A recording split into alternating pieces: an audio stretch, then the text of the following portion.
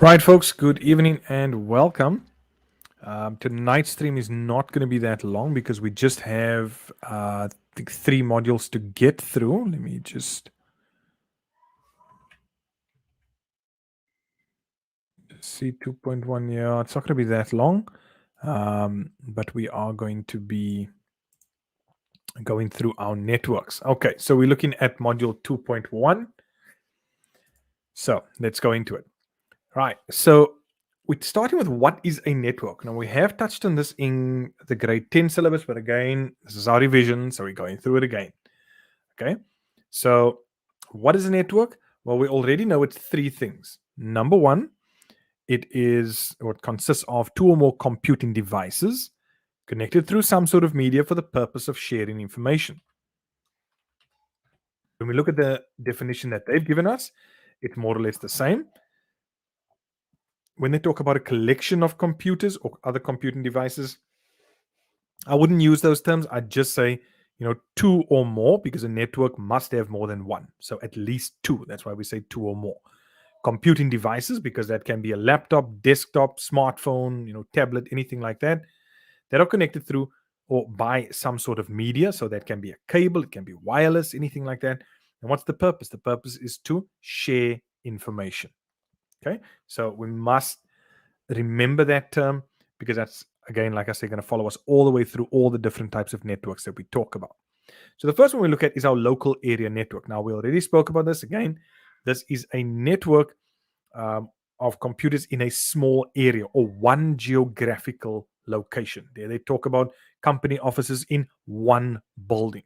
So think of it like this: small area, one geographical area. That is your local area network. Same advantages and disadvantages as a normal network. Okay. And there it's like your computer lab. That's an example of that. Then they look at 3 terms: our LAN, which we just spoke about, our WLAN, which is exactly what a LAN is, but it's only wireless. So instead of all those cables, you're talking about them connecting to one another using wireless or radio waves to communicate rather than the cables. And then we have a term that comes up every now and then called the intranet. Okay, now normally we talk about the internet, but here we're talking about an intranet. So what is it? It is an organization's private network. It has an internet-like environment. In other words, you would access it through a web browser. You'd have hyperlinks. You'd have pictures loading. All those type of things. But it's only located within an organization's private network. In other words, when I go to the company and I log and I open up my browser within the company's network, I can access it. When I go home and try to access it through my normal internet, I can't do that. Okay. So just understand the difference between an intranet and the internet. Okay. Then they talk about the basic components of a network. So if we want to set up a network, we need hardware. We need computers and peripherals. What are peripherals? They are anything outside of the system unit. So if you have a laptop and you have a wireless keyboard and mouse, those are peripherals. If you have a desktop computer, your system unit is not a peripheral. Anything that connects to the system unit, that is a peripheral. Okay. And there they give us 2 main ones in a local area network. That's your workstation and your server. Your workstation is any computer or any device that connects to the server to get benefits or services from it. Okay. So your server deals with, having all the files on it. It has the printers installed in it. And a workstation will be a computer that connects to that server in order to make use of those services. Again, you can see the different examples. So besides our computers and peripherals, what do we need? We need a network interface controller. This is a network card. Okay. And our network cards, I actually just want to get a picture here.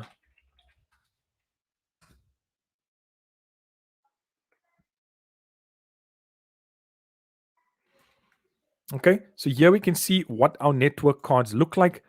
You can see here are a few different kinds over there. We just go in there. Okay, these are separate network cards. Most of these cards are now actually built into your motherboards, right? As we saw yesterday. So we need a network interface controller. What does that card do? Well, it allows our computer to communicate with the network. And there they tell us that it's built into the motherboard of modern computers. We also need a switch. So let's go and see what the switch looks like.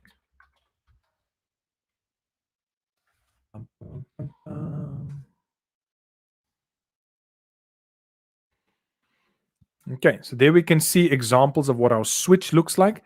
Now, why would we use a switch? Actually, I want to see if they have some images. All our computers are going to connect to one server. So all of those cables that run from our computers will go into these ports on the switch. And you can see the prices of some of these switches. From there, it has a cable that will then run through to another switch and then eventually through to the server. Okay. What is a switch? Well, they tell us here it's a hardware device used to connect computers in a network so that they can communicate, so that communication can occur. So if you've got 3 computer labs and you've got one server, you'd have a switch in each of those labs that will connect to all the computers in those labs. And then those 3 cables from those 3 switches will run all the way through to the server. All right, then they talk about data transmission speed. This is the speed at which data is transferred over that particular media. So the way or the speed at which our data moves over the cable. Here's our cabled networks. It can be 10 megabits per second, 100 megabits per second. You get 1,000 megabits per second as well. With your wireless, this was asked the other day. Your wireless 802.11 specifies that it's a wireless network. G indicates that it's at 10 megabits per second. In other words, the speed on that wireless network. And if it's N, it's indicating that it's 50 megabits per second data transmission speed. Okay. If there's a mix of wireless equipment at different speeds, the speed is then determined by the slowest component. Please bear in mind, if they ever ask you which one is faster, a LAN network or a wireless LAN network, your wireless LAN is always going to be slower simply because of the signal that can get interrupted. Okay, so we now know in our network we need physical hardware. We need a computer or a laptop. We need a network card. We need a cable. We need a switch. Okay, then we need the communication media, which is the cable that I'm talking about. Your network will either be with cables or without. And what you'll usually see in most computer labs is them using unshielded twisted pair cabling, or they'll use fiber optic cabling. Now, fiber optic they won't use from your PC. That'll usually be to connect the different labs to one another. We've seen with the internet these days, they're going more with fiber simply because it's much faster. Okay. There's a typical picture of how our networks can connect. Here we have Wi-Fi transceivers. They then plug into the switch, and anything that connects to these devices are connected wirelessly, while the others are connected physically or through physical cables. Okay, so we've got all of that. That's the basic components of a network. But then we also need a network operating system. Now, I did mention when we look at buying a laptop or a desktop or anything like that, we need to look at the version of Windows, not like Windows version 7 or 10, but the fact if it's a home edition, starter edition, or professional version, because that's going to determine whether it has the capability to link to a network. Some of the very basic operating systems, like I think your Windows 10 home edition or starter edition, doesn't even allow you to connect to a network. So you just need to bear those things in mind. So when they talk about a network operating software, all they mean is that your operating system has the ability to connect to a network. That's all. Okay, so how do we know that we're connected to a network? Well, we see some extra drives pop up, right? When we're connected, we see the presence of other computers in the My Network Places section. We suddenly have access to devices like printers that we never had access to or that are not physically connected to us. And there'll even be a little indicator showing the network activity in the system tray. When they talk about the system tray, they're talking about the little notification area at the bottom of your screen in your taskbar. Okay. Now, there are some advantages to LANs and WLANs. Again, guys, you only need to know probably two of these. So, an advantage, files are stored centrally, files can be transferred easily. You can share hardware, you can share resources. That's fine. You don't have to know all of them. When it comes to the disadvantages, again, um, I think with all of these, actually, your advantages and disadvantages, you really only need to know two of them. Okay. So with our wireless, now we've seen that, well, with wireless, we've got all those advantages of the LAN, um, but we've got an easier way to connect because we don't need a cable. So we can add or remove computers very easily. It's easy to provide network connectivity to people, and there's a lot of mobility in it as well. Okay, so those are just some of the advantages of that. However, your disadvantages, both types of networks can be expensive to install and maintain. You often need, like myself, a network administrator. That's my job, besides teaching, um, to manage that whole network. You've got network security that needs to be maintained. Your file server, you've got to make sure that that is running and running well all the time. And the security can also be compromised. And then you can also have hackers trying to get through.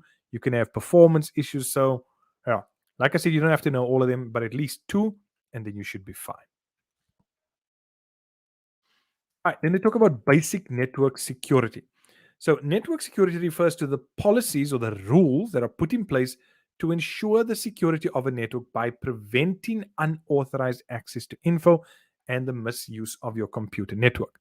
Now, an organization would not want all the employees to have access to the files to do with salaries and employees. In a school situation, it's important that pupils, yes, do not have access to tests and exams before they are written, or that they are not able to change their terms results. I know some of you would love to do that. No. Right? That's what network security is there for. So usually what will happen is you'll have people, well, us as network administrators set up profiles for people so that they only have access to certain things. So when working in a network environment, we use usernames and passwords to gain access to the network and its resources. You'll usually be issued with a username. You'll choose a password, make sure it's a nice strong password, and you'll be held responsible. This is important for any actions done on the network under your username and password. So this is why it's important to have a good strong password so nobody can just break through that. That is an example of a good password. I know none of you are going to agree with me because none of you, including myself, are going to remember that password. Okay. But that's the idea behind a good password. They give us a couple of rules to follow when it comes to passwords. Things like it should be 8 characters long, should have a mixture of letters, numbers, and special characters. Um, they'll tell us don't use your boyfriend or girlfriend's name, your dog's name, things like that. And you should change the password every 2 months. This is just to add to the security. Okay. Then we have spoken about this before, the ethical use of networks and computers. Now, it's nice that you can connect, let's say, to your school's Wi-Fi, but there has to be what we call an acceptable use policy that outlines the rights and responsibilities of everyone connected to it. So the AUP, that document, needs to be updated frequently, okay?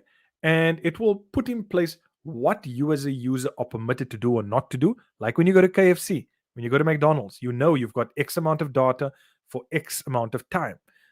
That is an acceptable use policy. It includes basic netiquette rules and responsible computer usage. That's why they will limit you to how much data you can actually use. And when you go in via that, it actually serves as a contract between yourself and the organization. And then they just mention a couple of other things, things that should be included in the AUP, but they don't really ask much of that. Okay, once you understand what an AUP is, you can work out the rest. Okay, Module 2.2 spoke about the browsing experience. Now, this is not really, I don't want to touch on this. Yeah, here we go. I want to look at the factors that affect the browsing experience. First of all, privacy. You need to understand that information about you can be sold to third parties. And this is how you get bombarded by adverts which you don't actually want. So you want to feel safe when you surf the internet and believe that what you are looking at and researching is private. So, how do we maintain it? How does that get broken? Well, through things like spyware. Well, spyware we know is a piece of software. In other words, it's a program that tries to monitor and track the way we use our computers. Okay, it then sends that off to a third party without our consent once we connect to the internet. Why spyware? I mean, why is it out there? Because advertising is big business, and businesses want to find out what are you doing, what websites are you going to. They want to build up a profile about you in order to give you ads that will appeal to what you enjoy. Okay, because when they have that info, they can sell it to people who will put those ads in front of you, and that can result in sales. That's that's what it's all about, sales. So, like I said, they build up a profile about you. Which programs are you using? How often do you use them? What kind of emails do you receive? What sort of movies do you watch? All of these things. This is why spyware is there, to build up that profile about you. Then we have adware. We have spoken about adware before. And that adware is a program that downloads and bombards you with adverts that pop up whenever you are connected to the internet. Some people have even had to go the route of having their PC completely reinstalled to get rid of adware. Okay. Right. Then module 2.3, the online lifestyle. We see there people having access to the internet. There's a tablet, there's a router over there, there's a printer, all of these lovely devices together. But now we're looking at internet access specifically, and there's various types of internet access. The first one is our fixed internet access. So this is a physical line that is coming into your house, okay, for the internet. There's ADSL. We know we have fiber as well. But as nice as it is, just understand there's a lack of portability, which means we can't take the line out of the ground and move it to our next house. It can be expensive. And the area that you are in must have ADSL or fiber. Okay, we've seen that. Some of your parents have maybe checked to see if there's fiber in the area in order to latch onto that. So those are some of the limitations of the fixed or of fixed internet access. Then we have mobile internet access. We know what hotspots are, but we're going to touch on that. And we know what Wi-Fi is as well. Okay, so again, those are the different examples of mobile internet access. Now, there we've got a little picture of a router, but our wireless internet access at home is usually through some sort of modem or router. So you might even have your physical cable coming into the house, connected to a router, and then it creates a Wi-Fi zone for your home, even though you're still using fixed line internet. Just remember, WiMAX is an upgraded version of Wi-Fi, larger range, and also more secure. Right, then continue with mobile internet access. They talk a little bit about Bluetooth. They talk about 3G and 4G, just for our cell phones. This is just the third and fourth generation of a mobile phone technology. So 5G is the next generation of mobile phone technology. Okay, yeah, we know our cell phones can be used to connect to the internet via USB cable, Wi-Fi. We can turn it into a hotspot. We know all of these things, so that's fine. Then our digital communications. They ask you, what is VoIP? Well, VoIP stands for Voice over Internet Protocol. But what does it do? They tell us it allows telephone calls to be made over the network. So the fact that you can make a WhatsApp call, a Skype call, a messenger call, you are transmitting your voice over that internet connection or over that network to the other person. That's VoIP. Okay. Some of the advantages, obviously, the calls are cheaper. The software is generally free. It allows one to transfer files as well as make video conference calls. However, you need an internet connection and probably the same program for both. If your phone does not have the internet, well, you're not going to do anything. The call relies on the speed of the internet connection. We've seen what happens with a WhatsApp call. We're busy calling, talking to the person, and then it starts doing that reconnecting. Okay, because the quality of that internet connection has dropped, and then it starts doing that. Some good practices when you are using VoIP, such as Skype. Okay, with Skype, and it goes with WhatsApp calls and all these things, folks. You want to check the time zone when you're talking to someone in another country. You want to use video only when it's necessary because it uses more data. You want to use a decent headset and microphone. You don't want to sound like some of these people like, it just sounds weird. And it just doesn't sound nice. Or the screen just looks all blocky in that, and it just, doesn't look good. Doesn't sound good either. Pay attention to the contact status. I know most of us don't. We don't even go and check the contact status. Right? And then that moves us on to video conferencing. So this is like making a video call. Essentially, that's what it is. Okay.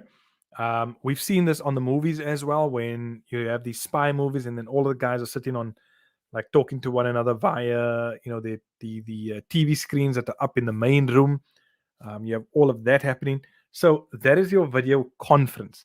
It's when two or more people hold an online conference at a different location using a computer network to transmit audio and video. Sounds very complicated, but what it's saying is that if you and I are doing, for example, a Zoom face to face, right? We are transmitting our voice and video over what? Over the internet. So that becomes a video conference. Some advantages, obviously, it's cheaper than normal calls. We can communicate with anyone around the world. We can see the people. There's less traveling expenses, especially for companies. But you need a fast internet connection and you need a decent amount of data. So, some good practices when it comes to that: work in a well lit location, make sure what the camera can see. Oh my word, there's been so many issues with people having Zooms and then weird things happening in the background. Test the sound and video before you make the call as well. Okay. Then we move on to our file transfer protocol. Please, when you hear the word protocol, we're talking about rules. Okay. It's a rule for communication. So there they tell us the file transfer protocol is the rule for communication used for fast, easy transfer between remote computers that have an internet connection. So with FTP, it allows us to transfer large files without the size restriction of email attachments. If you think of Dropbox, if you think of WeTransfer, it allows us to upload large files. I mean, I uploaded one that was about 350 gigs, and I could send that to someone. It sends them a link, and when they open that link, they can download that file. That's what the FTP transfer allows me to do. It can be controlled by usernames and passwords, and you can schedule it for a time when the network is not too busy as well. But not everybody knows how to use it. Connections can get interrupted, especially when your internet connection drops as well. So there are advantages and disadvantages to these things. You do, however, want to look at a couple of good practices. So when you want to provide access to a large file, FTP, you can FTP it to a site instead of sending it via email. Now, look, if you're transmitting, I think anything over like 6 or 7 megs, you're going to need to use something else. Use FTP when you want to control who accesses the files. Think of a Google Drive. With a Google Drive, I can send you a link to my files, but I can restrict what you can do. I can also restrict who has access to it. So Google Drive is a typical link of that. All right. And then they give us some examples of online services like banking and, booking flights and buying things. I think we know what internet banking is, where we can now bank online, do all these different things online. It's very nice, convenient, because we can do it 24/7. The transactions are faster, they're going to cost less. We don't have to travel to the bank, but a lot of people have to learn these new skills, trusting the electronic transactions. And whether we like it or not everyone has access to the internet. Okay. Even though the banks provide this facility via cell phone, some people still do not have access to this. Others just don't want it. Okay, then they mentioned shopping reservations as well. That's all fine. We can do all of that online. Again, same story. It's convenient. We can compare prices between different sites that we can book flights on, that we can buy things from. Some prices are cheaper online as opposed to actually going physically into the shop. And the business can reduce its overhead costs, like wages, shop rentals, and things, by simply moving online. And then, well, it goes without saying, the business doesn't have to carry a huge amount of stock in a shop, because they can just have everything at their warehouse and people will just buy online. Okay.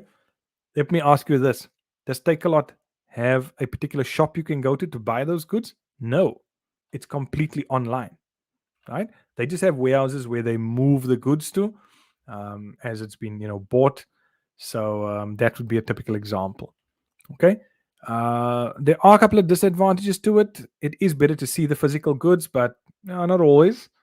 There's a danger of the goods being stolen during the delivery. There are delivery costs and import taxes. And there are online threats such as viruses and phishing. So just be careful when you are doing things online. That's all it's trying to say. All right, then we look at some mobile applications. So email, look, at this stage we know what email is. Okay, so you can just go through those things. They mentioned web browsing as well. Remember what a web browser is? It's a piece of software that does what? That allows us to navigate through the internet. So yeah, they're just chatting a little bit about that, mentioning that you have special versions designed to be viewed on a mobile device. So you might have Google, right, for your desktop, works on your laptop. Google Chrome that works on that. But then you have a mobile version for your smartphone. Okay, and it's just designed to be viewed on the mobile version. It doesn't mean it's any different to the one that's on your normal PC. We've also got website accessibility. We just spoke about mobile versions of websites, the making of images or making images smaller, especially when you're dealing with mobile websites. Okay, and yeah, then probably the most important one out of what we've gone through now is just protecting yourself online, because there are a lot of scenarios that come through with this. Okay, so cyber stalking and cyber bullying. Cyber stalking, yeah, they tell us, involves threatening behavior or unwanted attention towards another person or group of people.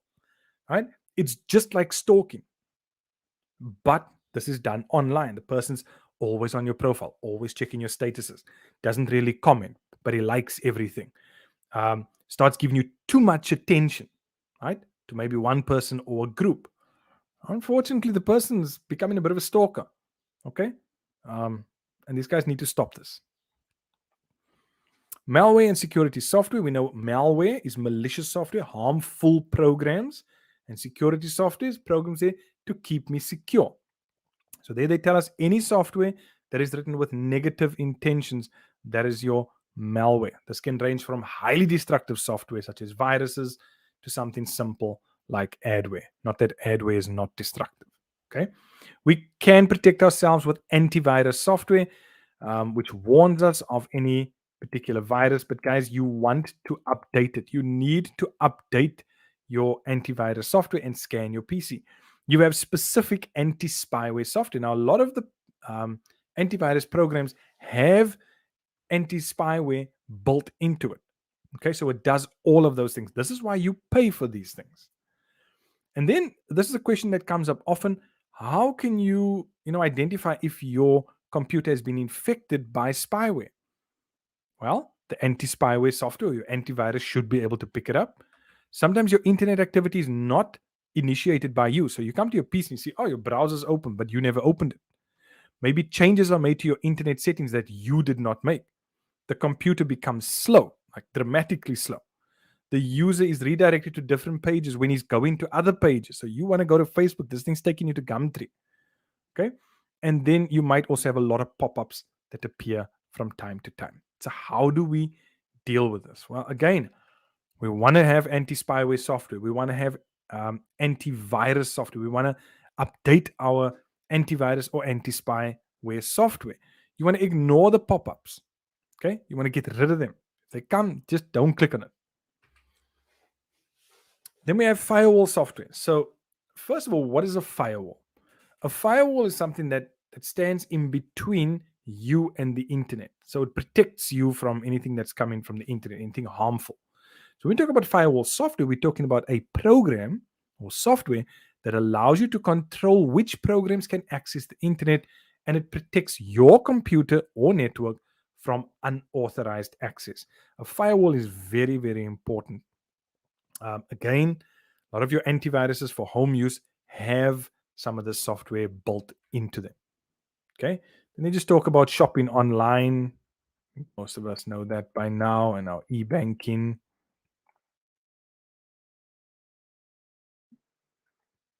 Let me see. Okay. So here we're dealing with the workplace and employment practice. They just talk about office automation. Just know that term office automation, please. It refers to the centralizing and automating of computerizing of tasks and systems in the office. Now, why would they want to do that? Again, to work more efficiently, to work as a team, to improve the communication flow. Okay, that's why we would go with office automation. So you'll see a nice big printer in the office, let's say with like 3 people sitting there. It's one printer. You've got a scanner built into it, all of those things so that they can computerize some of the tasks that they do on a daily basis. And then lastly, they look at some of the trends. We know it's a massive trend at the moment to move towards the mobile office. A lot of people working from home. A lot of people before COVID did not think that it was a great idea to be working from home, but now most people are looking at that as a viable option. Setting up a virtual office as well. Okay. Then I think that one of the last trends is outsourcing or decentralizing labor. This is where it's possible to employ workers from anywhere in the world because we can have mobile offices, right? I can employ anyone anywhere in the world without it having to impact the efficiency of the business. So if I need someone to do something for me in my office and we don't have the skill set among us, I can actually go online, go and find someone who can do that. Okay.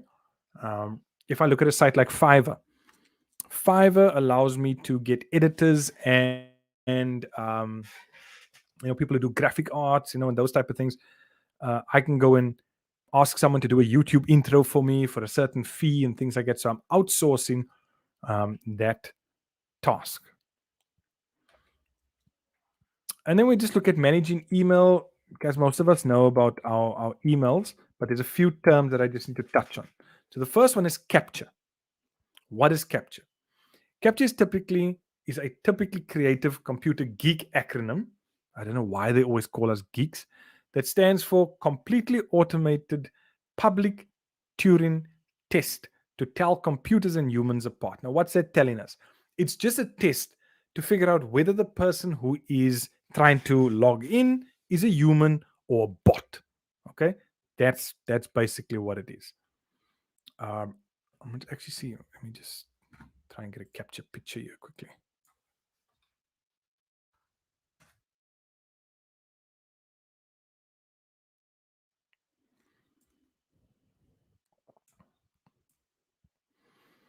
Yeah, so there we've got our capture pic. You can see, and then I'll tell you click on all the traffic lights over here. And this is just to make sure that you are a human being and not a bot. That's the main thing around that. Okay, yeah, this. Okay, they don't really worry too much about that. We know how to send emails at this point. Guys, I don't really ask much around this. Is a little bit on sorting the emails, but again, they'll really only ask something around this. Nathan, honestly, I don't think you need to know what the whole acronym for capture. I think that is ridiculous for them to even expect you to know that entire thing. Just understand what it is. That's all. That's all. Yeah, I think that is about that. I think we've basically covered everything there. Yeah. Yes, folks, that is basically everything. So that brings us now to the end of all of the grade 10 and 11 modules. We've now gone through all of that theory work.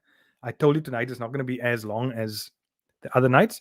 So I'm going to end it here. Please, tomorrow night is a question and answer session. Okay. So I'm not going through any modules or anything like that. Just come to the stream if you've got specific questions. things you want me to go over again, things you want me to touch on, any specific questions. So please go through some of the old papers, check through your textbooks, things like that. And if there's anything you need help with, I'm going to be here tomorrow evening for the last time from 6 till 7. Okay.